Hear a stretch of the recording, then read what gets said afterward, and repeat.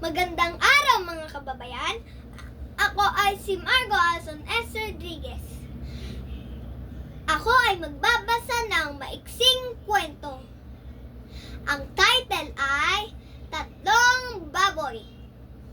Isang araw, ang tatlong baboy ay kumakain. At meron silang isang nanay. Sabi ng nanay, "Oh, mga malalaki na kayo, kaya nyo nang gumawa ng sarili nyong bahay."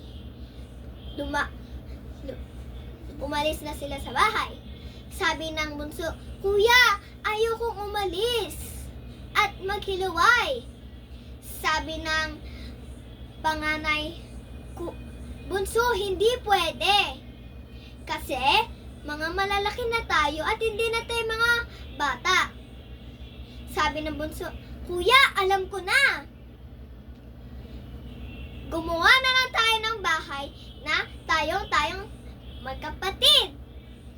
Sabi ng kuya, ng dalawang kuya, "O sige!" Humanap sila ng lupa. "Ayun," sabi ng bunso, "ayun, may nakita ako." So, ayan, ang panganay ay kumuha ng mga sticks. At sabi niya, "Mag-iipon na ako para meron akong malambot na kama." Sabi ng panganay, "Kuya, pabili nga po ng lahat ng mga sticks." Sabi ng nagbebenta, "Sige." Ayan, nag-usap na sila. Habang naghihintay sila, ay nagpatuloy gumawa ng bahay ang kanilang kapatid. Sabi ng pangdalawang kapatid, "Wow, kuya, ang bilis mo naman gumawa." Sabi niya, "Oo, papahinga muna ako at iinom ng tsaa."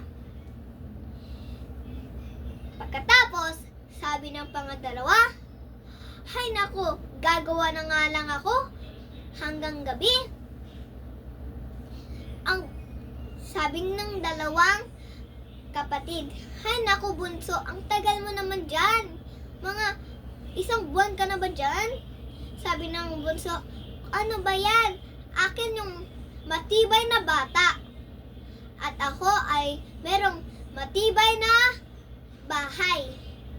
Sabi nila, "Haha, bahala ka dyan bunso." Ayan, nagpatuloy na siya gumawa ng bahay. Pagkatapos ng mga ilang buwan, natapos na si bunso. Tas may nakita silang malaking lobo. Sabi ng lobo, "Ang ganda ng mga bahay. May 3 pang kapatid na baboy." Pumunta siya dun sa panganay at hinangin niya ang bahay ng panganay. Sabi ng panganay, "Ah!" Ang panganay ay napunta doon sa pangdalawang kapatid. Sabi ng pangdalawang na kapatid, "Uy, bakit ka andito, kuya? Isarado mo na yung pinto. Bilisan mo." Sabi ng pangdalawa ng kapatid, "O sige na." Sinarado ang pinto. At sunod, sabi ng malaking lobo, "Ito naman, kahoy." Sabi ng malaking lobo,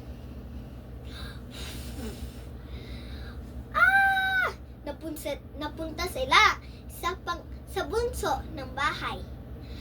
"Oh, bakit kayo dito mga kapatid?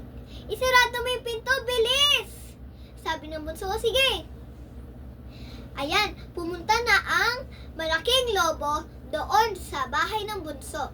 Sabi ng lobo. Sabi ng bunso, ha, bilisan mo, pangit na lobo. Sabi ng lobo, ha ha ha, ano ko na tong bahay. Wala na tong bahay.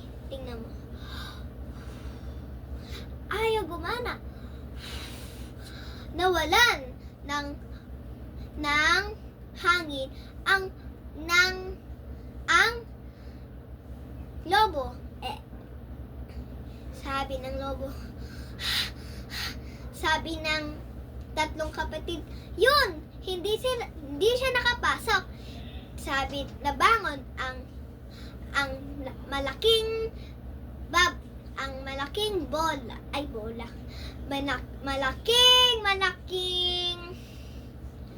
Malaking lobo. Sabi niya, haya!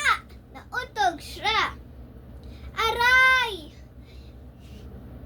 Sige, isa pa pag hindi to na-try. Nauntog siya. Nahilo siya. Mayroon siyang plan. May plano siya. Sabi ng malaking lobo, haha, aakit ako doon sa taas. Dandahan siya umakyat. Ayun, nakaakit na ako. Ang bilis niyang umakyat at napalaglag siya doon sa butas. Na yun, napaso siya sa fire. Ayun, lalong safe na ligtas ang mga tatlong baboy magkapatid. Thank you for listening my story.